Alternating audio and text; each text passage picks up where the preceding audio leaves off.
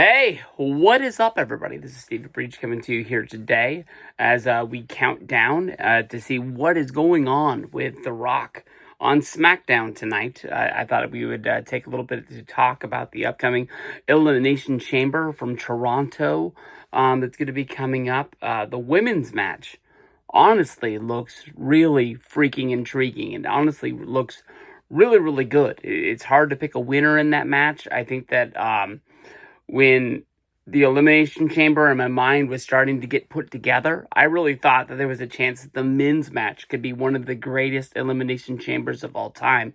They ended up going with the Roman Reigns injury, and they're saying that he's not able to do the chamber, so he's not going to be able to face Cody come WrestleMania. But I sort of thought the women's match would just kind of be there. But now that we have all 6 names all put together, it looks like a really good, intriguing match. It's hard to pick one winner out of the whole deal. But we have Roxanne Perez, who's recently come up from NXT. We have Bayley, who went after the Women's Championship last year after winning the Royal Rumble. We have Naomi, and then we have Liv Tyler. We have Alexa Bliss. And then we have Bianca Belair. Bianca Belair and Naomi, honestly, your WWE Tag Team Champions. She looked like they just got involved with a feud with Liv Morgan and Roxanne Perez on Monday over the attack of Jade Cargill. That whole deal looks muddy. It just looks ugly. I think that, honestly, they started a storyline that they didn't work backwards from. I think that they took out Jade Cargill, they threw it through that windshield of that car, and they were just like, when she's ready to come back, we will figure that out. We're coming really close to Jade's return, people say. Some people say she's going to return at like the night after WrestleMania. But now that that's coming up, I think they're hitting the oh shit button, and they don't have any like baby faces that are turning heels. They don't have any really strong heels that they want to put up against Jade. They don't have like sort of a storyline coming, and they're like hitting like, I don't know what to do. Basically, they showed the backstage footage of Liv Morgan and Raquel Rodriguez. I hope I didn't say that earlier in the video. I was thinking about Alberto Del Rio's personal ring announcer, I guess. But we saw them walking away from the place of the attack with some backstage footage. Then they go back to Belair and Naomi, and they're kind of looking relieved. But at the same time, they're trying to save face. And they're like, yeah, we're going to have a match, and we're going to go get them, and we're going to get revenge. I don't know if they're trying to paint the picture that, like, Rodriguez and Liv Morgan, they're just bad girls. I don't know why they want the reputation that they are the ones that beat somebody up that they didn't beat up. But maybe they just need to shine a better light on them. It put them right into the WWE Tag Team Women's picture. So maybe they thought that, hey, having a tag title shot would be big. There's been lots of talk about them hanging out with the Judgment Day because of Liv Morgan and Dominic Mysterio and them not having golds. And I know that we're never going to have like a Liv Morgan versus Finn Balor match, but there's a real strong dynamic of who's trying to run that and trying to bring gold back to the clubhouse. If Liv Morgan and Rodriguez brought them back before Finn Balor did, I think that would be a definite like one up of like who's in charge of that place, and maybe Dominic would be able to get that new member or new members that they're looking for inside the club because of that whole dynamic of that. Looks like where they're going with that having a match at WrestleMania, you can probably cross out those 3 competitors, Naomi, Belair, and Liv Morgan, from winning this match. I think there's a good chance that we're probably going to see Rodriguez involved in this match. She could come down, she could hand some sort of a weapon through the cage. We could see Liv get some sort of eliminations to make her look like she's going to be the favorite in the whole deal. But I think, honestly, we can cross those three names off there.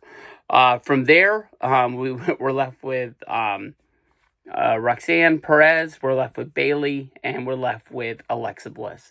Alexa Bliss, honestly, is the name that we never thought we was ever going to see come back to WWE. Honestly, it felt like every month there was a new rumor, whether if shut up.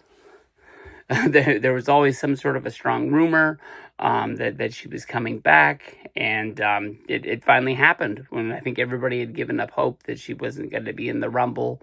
There was that big strong rumor that like all plans for Alexa Bliss have been scrapped, and basically then the story came out that she signed a WWE deal as she was walking to the ring, as her number was called. I don't really know. She looks like she's hanging out with the Wyatt Six, but although I've, just sort of recently got deeper into wrestling, I haven't seen the Wyatt Six in a long time. I can't even really remember the last time the Wyatt Six were around. I remember when they debuted, they had a little bit of a feud, and then they just kind of like disappeared. And they're always kind of like talked about, but never really seen. Alexa Bliss was given a promo on SmackDown, I believe, last week, and the Wyatt Six kind of like static came up on the screen, and makes you think that they're going to be, kicking that back up into the high gear.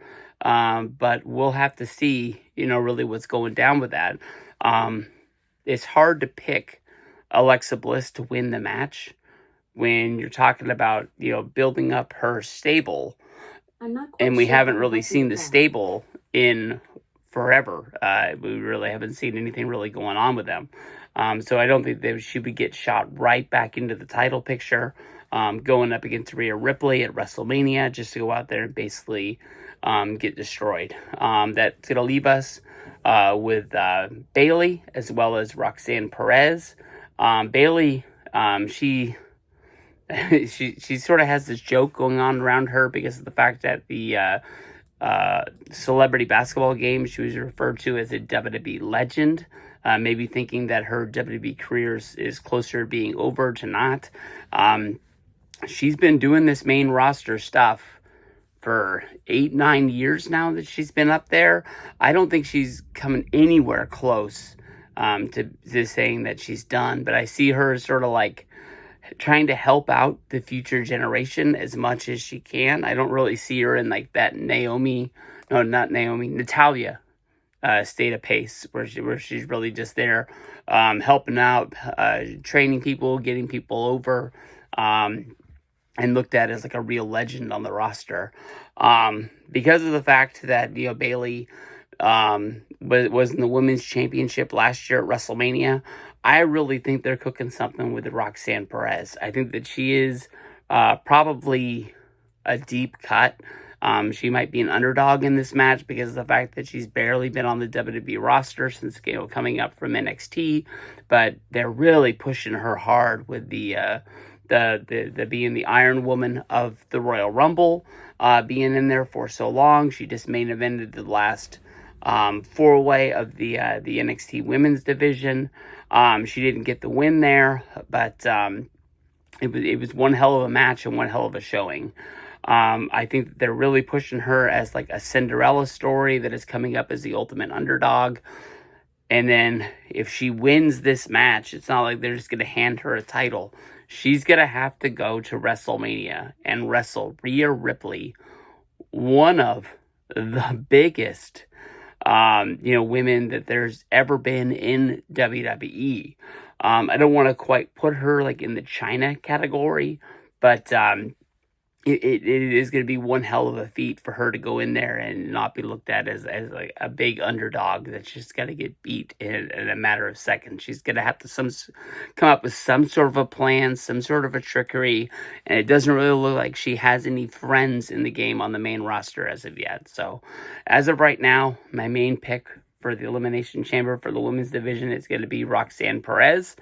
Let me know what you guys think about it. But I think this is going to be one hell of a match. A lot of stuff to think about. I think when you look at this match, first thought it's going to be Liv Morgan has been the biggest star of the last year. But it really looks like she's being transitioned into this tag team feud with Bianca Belair and Naomi. So let me know what you guys think.